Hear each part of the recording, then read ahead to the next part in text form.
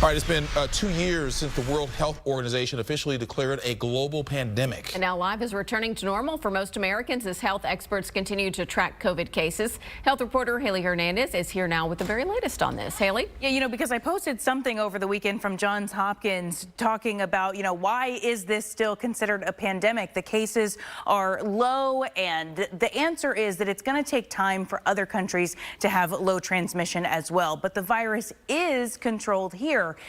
An example is that it was 3 weeks ago since the rodeo began, and then there was no big spike of COVID cases, just as Dr. James McDevitt predicted when I spoke to him on day one of the rodeo. And today he says we are really in great shape. This morning, the Texas Medical Center said last week the reproduction rate was below 1, exactly where we want it. Cases are down for the third consecutive month. Hospitalizations slightly went up last week, but only by 26 patients. So those numbers are all about as low as they've ever been, and we're now solidly in sort of CDC risk status green, which is great. According to the Southeast Texas Regional Advisory Council, or CETRAC, all 25 counties across our area have a total of 428 hospitalizations. That includes ICU and pediatric patients.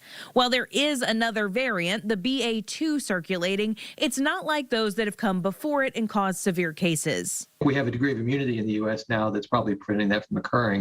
And due to that immunity and the weaker variant, large-scale events, gatherings, and travel plans are encouraged again. I think summer travel is relatively safe. Now I would pay attention to where you're going.